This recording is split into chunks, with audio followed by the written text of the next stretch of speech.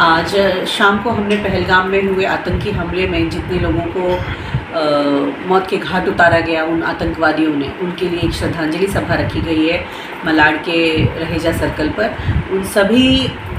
बलिदानियों को मेरा शत शत नमन, शत शत प्रणाम करती हूँ, जिन्होंने कभी नहीं सोचा होगा कि हम अपने परिवार के साथ, मैं अपने नवविवाहिता के साथ, अपने बच्चों के साथ छुट्टी मनाने के लिए गए थे, परंतु वो वापस अपने घर को लौट नहीं आए। उनको मैं अपने नमन आँखों से श्रद्धांजलि देती हूँ कि दोबारा भी किसी भी हिंदू परिवार के साथ या दोबारा गए किसी भी सेनानी के साथ, किसी भी भारतवासी के साथ इस तरह का जघन्य अपराध ना हो और वो अपने परिवार से इस तरह से अलविदा कह के ना जाए।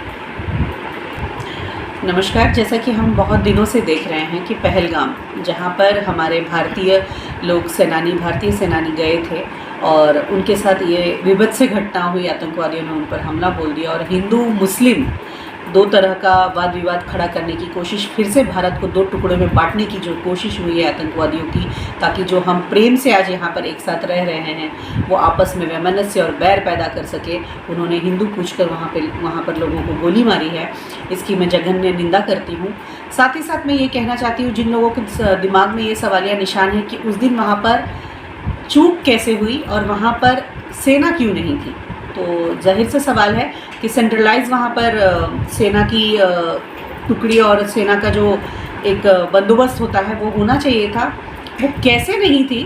और इसमें किसका हाथ है, पहले तो इस चीज़ का पता करना बहुत ज़रूरी है, जिसने इस सिक्योरिटी को भंग किया और बिना सिक्योरिटी के लोग वहाँ पर घुसे कैसे वो आतंकवादी। और ऐसा नहीं है कि बिना सिक्योरिटी, वहाँ तो मैं कहती हूँ कि मोदी जी ने कहा है कि मैं चुन चुन कर बदला लूँगा और एक का हिसाब 21 से होगा। हमारे सेनाओं की टुकड़ी 10,000 हो चाहे 10 लाख हो, अगर वहाँ की जनसंख्या जितनी है ना, 1 महीने नहीं 15 दिन के अंदर में वहाँ पे एक पूरी दस्ता को उतारा जाए और हर घर की तलाशी ली जाए।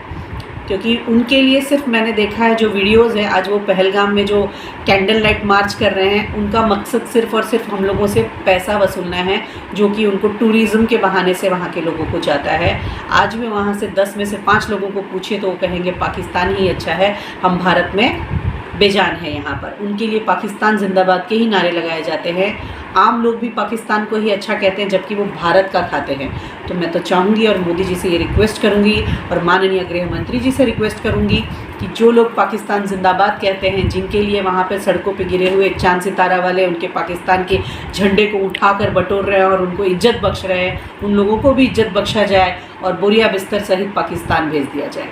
क्योंकि उनकी जगह पाकिस्तान में ही सही है। उनको पाकिस्तान से प्यार है तो जाइए अपने पाकिस्तान में अपनी आज पूरी ज़िंदगी को बिताइए और भारतवासियों को यहाँ भारत में चैन से रहने दीजिए, क्योंकि कश्मीर हमारा है, हमारा था और हमारा ही रहेगा। कोई भी इस प्रकार से अगर चाहेगा कि हम लोगों को डरा के, भारतवासियों को डरा के कश्मीर को हथियाने की कोशिश कर रहा है, तो ये उनकी भूल है। उनका ये सपना कभी मोदी जी और अमित शाह जी पूरा होने नहीं देंगे।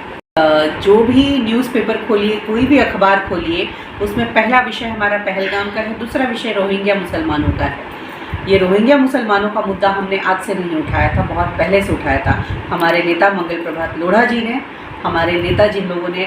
रोहिंग्याओं को खिलाफ जो धारावी में और मालवनी में 1 के बदले 10 आई कार्ड बने हुए थे, फर्जी दस्तावेज उनके जमा हुए थे, जो फर्जी वोटर वहाँ के बने हुए थे, इस पर हमने पहले ही एक्शन लिया था कि जिनके फर्जी दस्तावेज है, फर्जी वोटर्स है, उनको खारिज किया जाए। साथ ही साथ आज अगर बांग्लादेशी और रोहिंग्याओं का मुद्दा उठाया गया है, तो यदि ये मुद्दा हमारे महाराष्ट्र सरकार ने सिंसियरली लेना है और सिंसियरली लिया होता तो आज मालेगांव का वोट जिहाद और नांदेड़ का वोट जिहाद नहीं होता, जहां पे फर्जी वोटिंग हुई थी और इनके एक घर से 10-10 वोट निकले थे।